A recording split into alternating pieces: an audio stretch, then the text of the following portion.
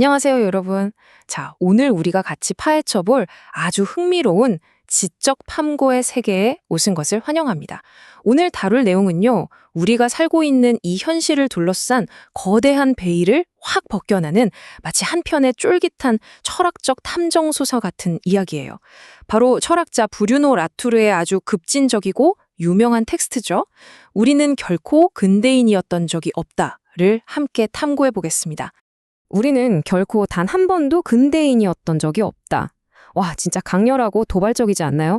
이 문장은요, 우리가 이성과 합리성을 바탕으로 자연과는 철저하게 분리된 아주 깨끗한 근대적 세계에 살고 있다는 우리의 굳건한 믿음을 정면으로 때려 부수고 있습니다.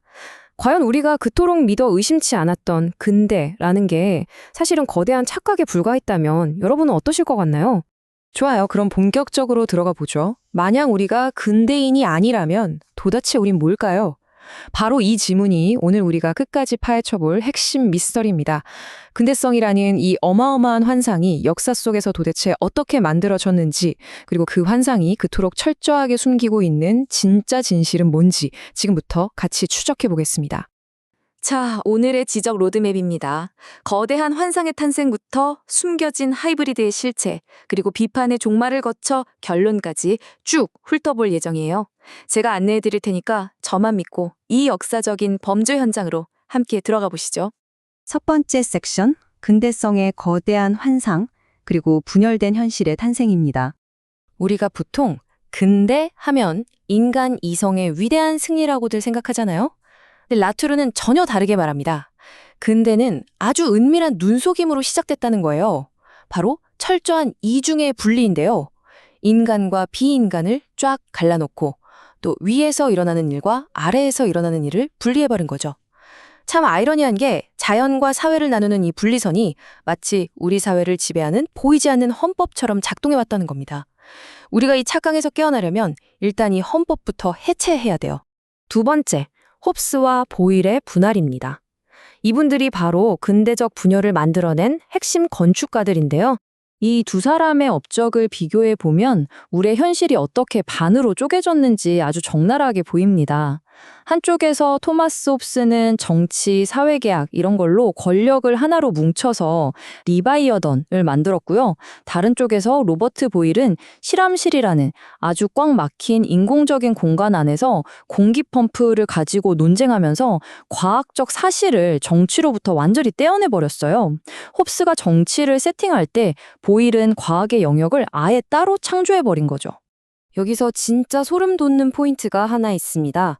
바로 대표 혹은 표상이라는 개념이 완전히 두 갈래로 찢어졌다는 거예요.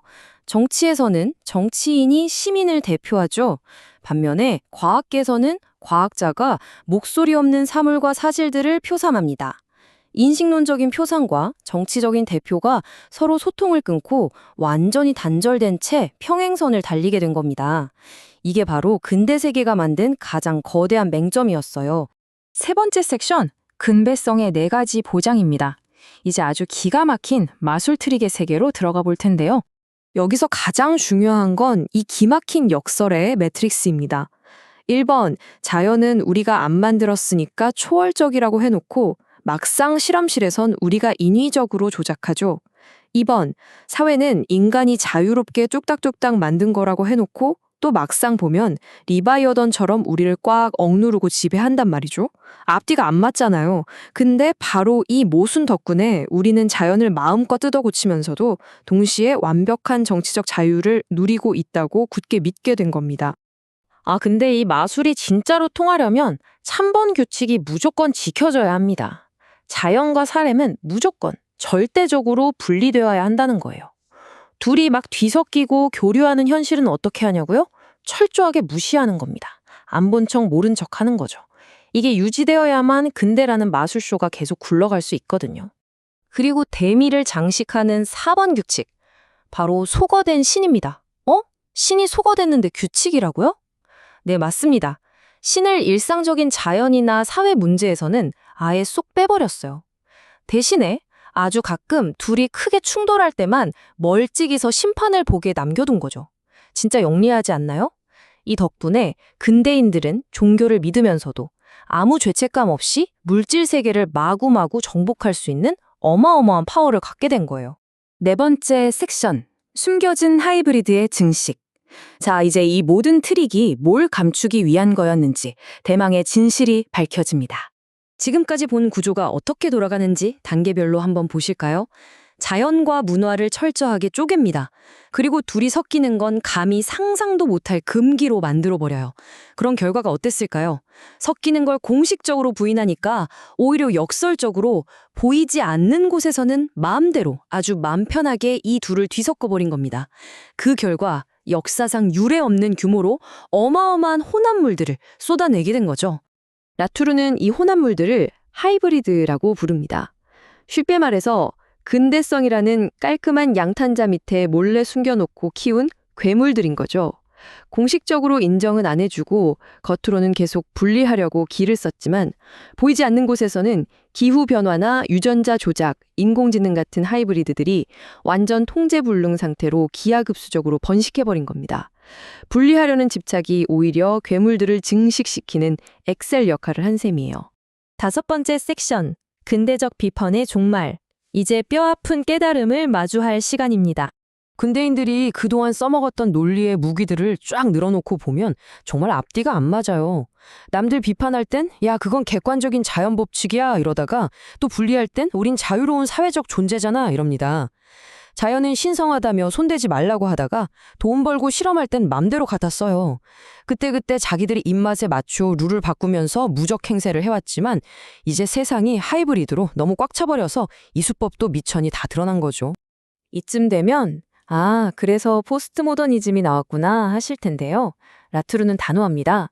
그건 해결책이 아니래요. 그냥 고장난 근대 헌법이 만들어낸 증상일 뿐이라는 겁니다.